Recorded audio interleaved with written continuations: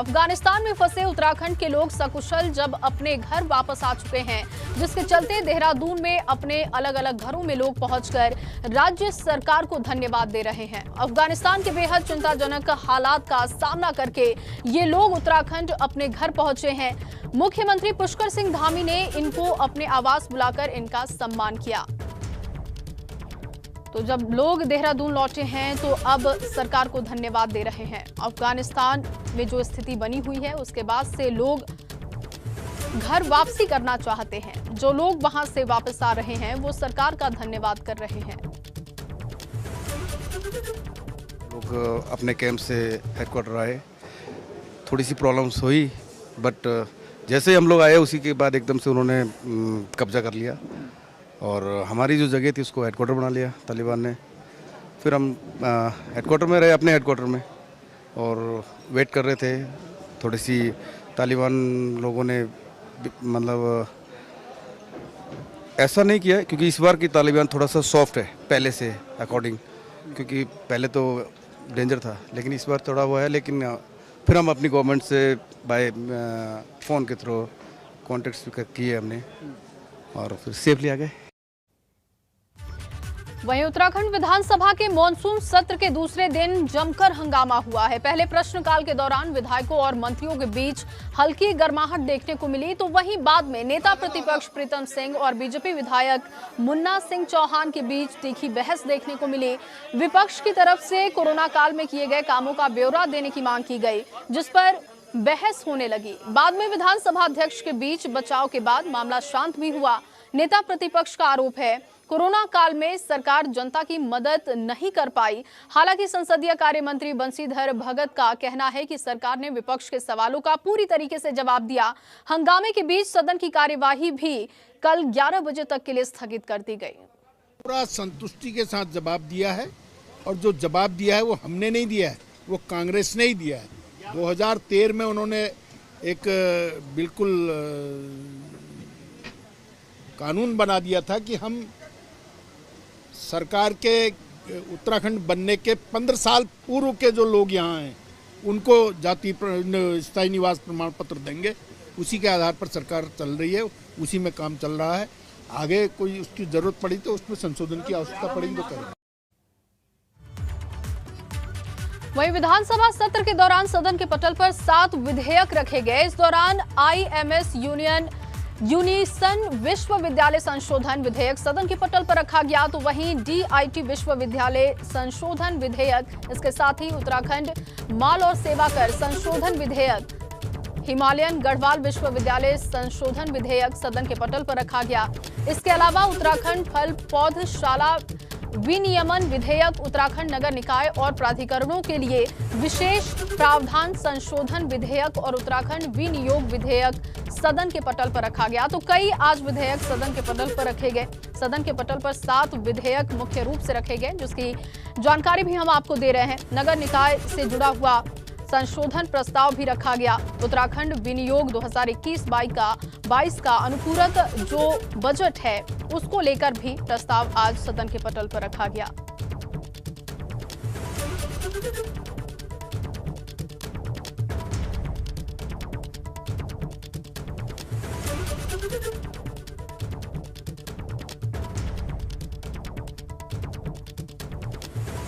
और चलिए सीधे अब आपको लिए चलते हैं। सीएम पुष्कर सिंह धामी उन लोगों का अभिवादन कर रहे हैं जो अफगानिस्तान से वापस अपने घर लौटे हुए हैं। ये देहरादून से तस्वीरें आप देख पा रहे हैं। इस वक्त प्रेस कॉन्फ्रेंस कर पुष्कर सिंह धामी लोगों का अभिवादन कर रहे हैं। दरअसल जो लोग अफगानिस्तान से वापस आए हैं वो सरकार का धन्यवाद करने मुश्किल वक्त में सरकार ने तमाम लोगों का साथ दिया। और ये जो तस्वीर आप देख पा रहे हैं देहरादून से प्रेस कॉन्फ्रेंस के जरिए अब मुख्यमंत्री धन्यवाद पर अभिवादन देंगे, लोगों से बात करेंगे किस हालात में वो वहां पर रहे, किस सिचुएशन का सामना किया और अब जब वापसी हो गई है तो वो कैसा महसूस कर रहे हैं।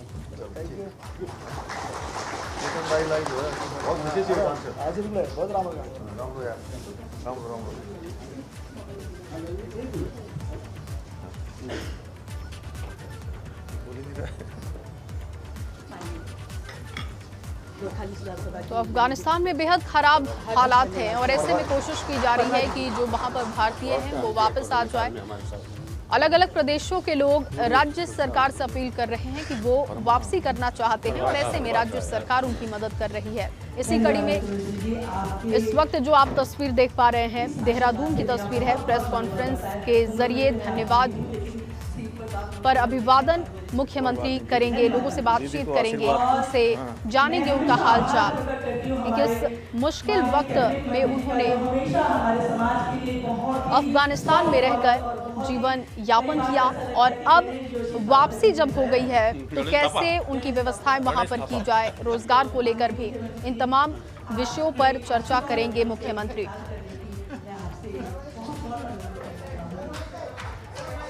तो बता दें आपको कि इस वक्त अफगानिस्तान में बेहद खराब हालात हैं। तालिबान के कब्जे के बाद से लोग काफी डरे हुए हैं। हर कोई चाहता है कि वो अपने अपने देश वापस लौट जाए और ऐसे में भारत सरकार भी लगातार लगी हुई है, राज्य सरकार भी कदम उठा रही है। कई लोगों को वापस उत्तराखंड लाया गया जो उत्तराखंड के थे और वहां पर जाकर काम कर रहे थे। ऐसे में तालिबान के कब्जे के बाद उनकी स्थिति बेहद खराब हो गई थी और अब अफगानिस्तान से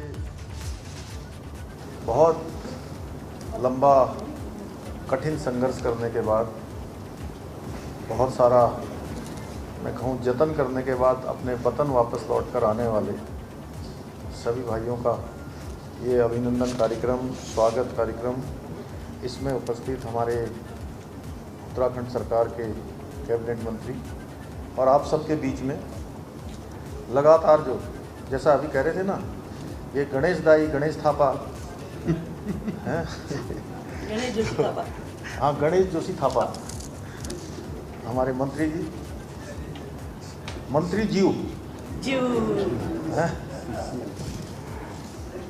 और हमारी दीदी प्रभा दीदी बहुत समय समय पर बहुत काम करती हैं। प्रभा दीदी लगातार कोरोना काल में, अन्य काल में, ऐसे संकट काल में सबके बीच में लगातार अपनी सक्रियता रखने वाली हमारी दीदी प्रभा जी और हमारे विष्णु भाई, हमारे नेता उधर उमा जी, पूजा जी, ढकाल जी और हमारे यहाँ के जिलाधिकारी जी राजेश डॉक्टर साहब, हमारे जो है डॉक्टर योगेंद्र जी, दूसरे वाले एसएसपी साहब, कप्तान साहब और हमारा दाई चेतन दाई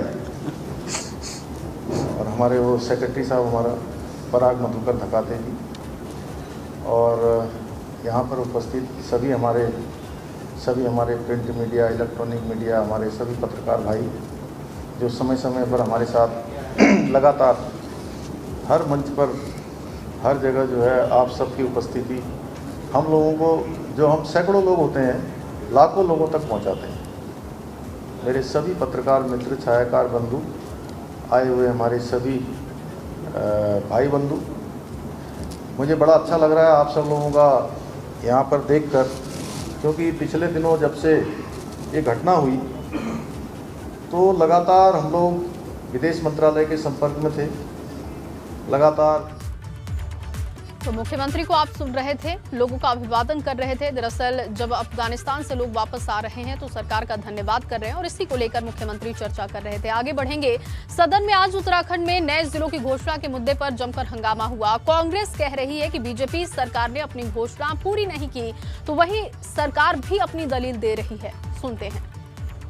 भारतीय जनता पार्टी की सरकार थी, उस सरकार ने प्रदेश के अंदर 4 जनपदों की घोषणा करते हुए शासनादेश जारी करने का काम किया, लेकिन तब से लेकर आज तक जो है जिलों का गठन नहीं हो पाया।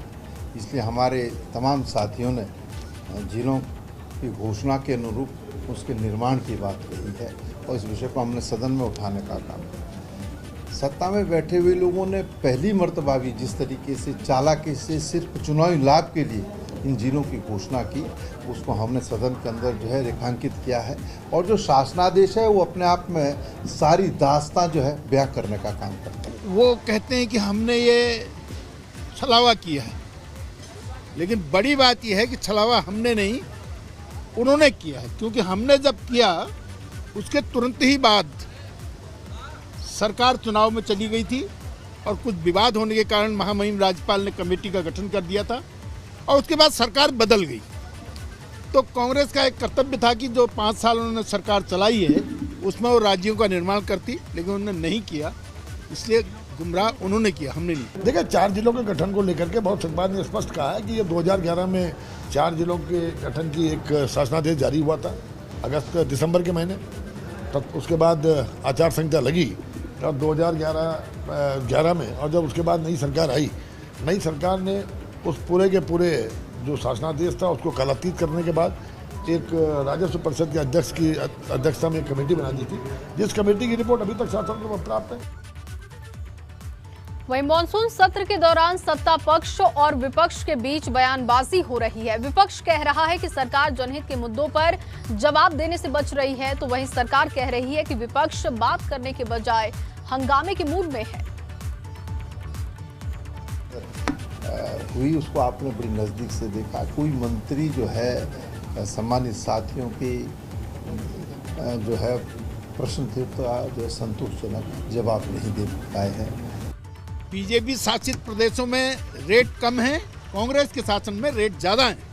जो हमसे जवाब कर रहे हैं, हम उनसे कहना चाहते हैं कि अपने प्रदेशों में देखो कि डीजल पेट्रोल के दाम क्या हैं। जो भी हम सरकार की तरफ से सुविधा जनता को देने के लिए कर सकेंगे, उसके लिए विचार करें।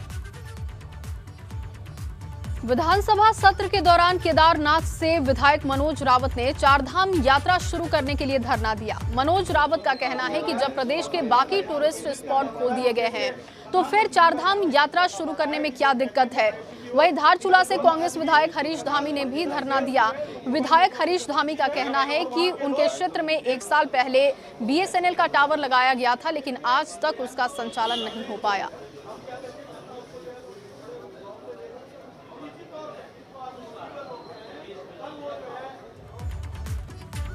वहीं सदन के अंदर विपक्ष के तेवर तल्ख दिखाई दिए, तो वहीं सदन के बाहर सड़क पर आम जनता प्रदर्शन कर रही है। एक तरफ BATT प्रशिक्षितों ने प्रदर्शन किया, तो वहीं दूसरी तरफ प्रशिक्षित बेरोजगार फार्मासिस्ट पिछले कई दिनों से अपनी 14 सूत्रीय मांगों को लेकर प्रदर्शन कर रहे हैं, लेकिन अभी तक सरकार ने कोई ठोस भरोसा उन्हें नहीं दिया, जिसकी वजह से वो काफी नाराज हैं। डिप्लोमा फार्मासिस्ट ने आज विधानसभा का कूच किया। इन्होंने प्रशासन के माध्यम से सरकार को ज्ञापन सौंपा है। 2 तस्वीरें आप देख रहे हैं। सड़क पर डिप्लोमा फार्मासिस्टों की मांग देखने को मिली। B.Ed प्रशिक्षितों का भी धरना हुआ। दरअसल एक तरफ तो सदन में कांग्रेस घेर रही है, लेकिन दूसरी तरफ सड़क पर भी स्थिति सरकार के खिलाफ सही नहीं है। उधर सरकारी स्कूलों में पिछले कई सालों से मिड डे मील योजना के तहत कार्य कर रही भोजन माताओं ने भी अपनी स्थायी नियुक्ति को लेकर विधानसभा कूच किया है। भोजन माताओं का कहना है कि वो बेहद कम मानदेय पर काम कर रही हैं, मगर उनसे काम काफी लिया जा रहा है और इसीलिए उनका मानदेय अब बढ़ जाना चाहिए। तो ये तस्वीर आप देख पा रहे हैं। मानदेय को लेकर भोजन माताओं ने प्रदर्शन किया। उनका कहना है कि पैसे तो कम हैं, उन्हें सैलरी कम दी जाती है, लेकिन काम उनसे ज्यादा लिया जाता है।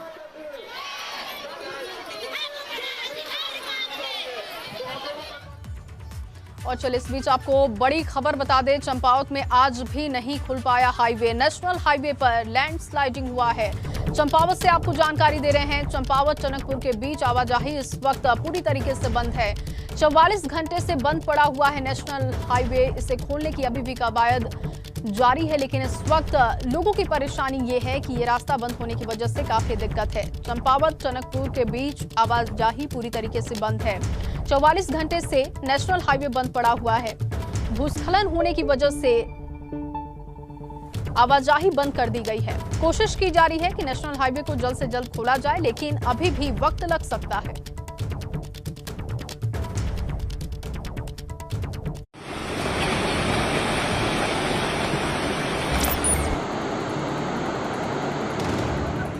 तस्वीरें देखकर ऐसा लग रहा है मानो पूरा पहाड़ ही नीचे आ गिरा हो। ये बहुत ही खतरनाक सीन है। पूरा पहाड़ आ गया, देखिए पूरा पहाड़ आ गया, देखिए बहुत ही खतरनाक। जरा सोचिए, अगर कोई इसकी चपेट में आ जाता तो क्या होता। बहुत खतरनाक सोला के पास बहुत ही डेंजर स्लाइडिंग हो रही है, इतनी खतरनाक स्लाइडिंग। ये video Champawat Tanakpur national highway का है, जहां पहाड़ी का एक बहुत बड़ा हिस्सा अचानक रोड के ऊपर आ गिरता है। गनीमत रही कि जिस वक्त पहाड़ टूटा राहगीर रुक गए, वरना मलबे में कई गाड़ियां दब सकती थी। ये मंजर इतना खतरनाक है कि मौके पर मौजूद राहगीरों में अफरा तफरी मच गई। लोग अपने वाहन छोड़कर दूर हट गए। देखिए पूरा पहाड़ आ गया, देखिए बहुत ही खतरनाक, बहुत ही डेंजरस पूरा पहाड़।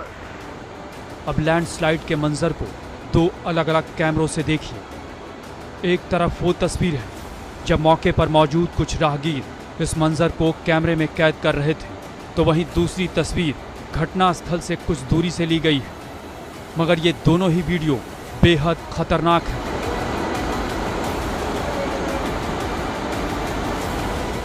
मॉनसून सीजन में पहाड़ दरक रहे हैं। ऐसे में पहाड़ में सफर के दौरान बेहद सावधान रहने की जरूरत है। जरा सी चूक आपको मौत से सामना करवा सकती है।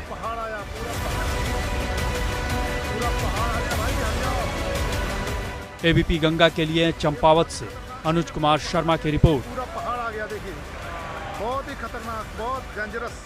खबरों में आगे बढ़ेंगे। चारधाम यात्रा शुरू करने की मांग को लेकर हर्षिल घाटी के पर्यटन कारोबारी और ग्रामीण गंगोत्री धाम के लिए रवाना हुए, मगर पुलिस ने उन्हें हर्षिल में ही रोक लिया, जिस वजह से लोग भड़क उठे और उनकी पुलिस के साथ बहस होने लगी। लोग मांग कर रहे हैं कि चारधाम यात्रा को खोला जाना चाहिए, जिससे कि उनका कारोबार चल सके। बाद में प्रशासन और पुलिस के काफी समझाने के बाद आक्रोशित लोगों ने अपना धरना खत्म किया।